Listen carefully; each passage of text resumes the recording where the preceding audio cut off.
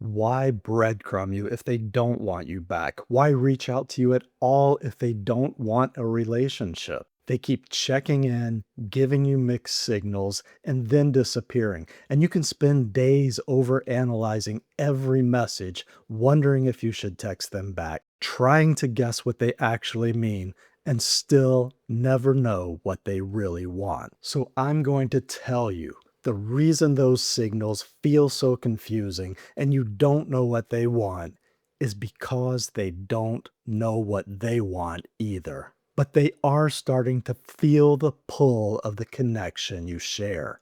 Now, you might think if they can feel the pull of this connection we share, then they must really want to get back together. So why don't they just say so instead of giving you all of this false hope? The critical thing to understand is that people often act from a feeling before they've worked through the meaning of what they feel. Now, what that means for you is this: a feeling stirs inside of them. They miss you, they feel lonely, something reminds them of you, and they act on that feeling before they've asked themselves what it really means. Now, it didn't feel like much to them at the time, but they noticed that feeling and reacted to it.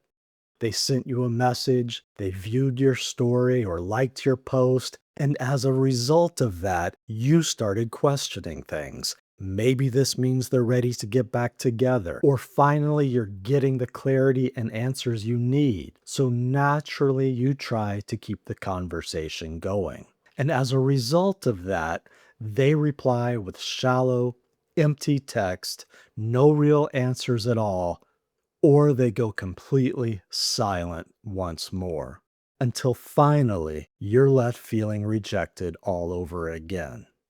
Now, sometimes the biggest change happens right after that. They start to realize what those feelings mean, they get clear on what they want, they return and can give you some clarity about what they actually want. But if they haven't done that, if you've been caught in a repeating loop of mixed signals and the breadcrumbing has gone on for some time, then something else might be happening. And I'll cover that at the very end of this video. But right now, I want to make sure this core concept feels easy to understand. People often act from a feeling before they've worked through the meaning of what they feel. That's not unique to your ex, it's just how people work. A person sends mixed signals or breadcrumbs because something in them still feels connected, curious, lonely, guilty, or in need of some reassurance. But they have not yet worked that feeling out into a clear answer about what they want or what they are ready for. Now, what that really means is those mixed signals are the limit of what they are able to offer you right now. And what that really means to you is this: they may still reach out to feel connection, comfort, reassurance, or relief, but they are not ready to be clear, consistent, or fully choose you and the relationship yet. Now, this is the part that really counts. If you've been stuck in a loop of mixed signals and that cycle keeps repeating, then there could be a deeper meaning behind it. It looks like breadcrumbing, it feels like mixed signals, but that's not the whole story.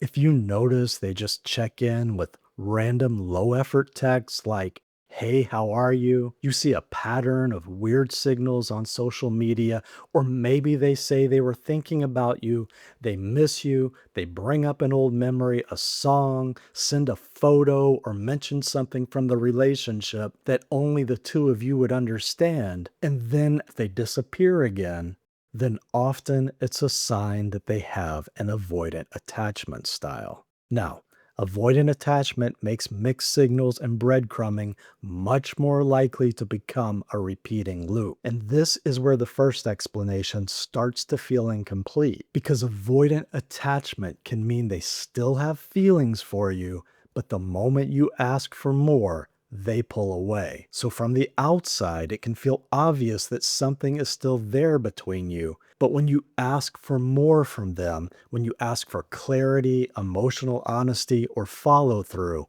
they withdraw. That's because avoidantly attached partners go through a different process before coming back to you. Now, I'll link a video that you can watch at the end of this that walks you through the 3 stages of an avoidant coming back to you, because as you begin to see the pattern, you'll notice how your situation is starting to make much more sense. Now that you understand how people can act on a feeling before they've worked through those feelings, the next question becomes, can this person offer you clear, consistent emotional safety? Because right now, their capacity for connection is limited. Not their potential, but their capacity. They may care about you, they may miss you, they may feel this bond between you, and it's real in the moment when they reach out. I think that's really true. But that isn't the same as being ready for a relationship. And once you can see that clearly, it stops being about what their mixed signals mean, and it starts being about what you need from someone in a relationship. You don't have to turn them into a villain. You don't have to decide that they were fake or that they were leading you on. Sometimes it's just a person who is in a different part of processing the breakup than you are. You just have to look clearly at what's in front of you, accept that this is where they are right now, and decide if this is what you want. Now, that answer belongs to you. But if you found this video helpful, please let me know in the comments because it helps me know what content to make next.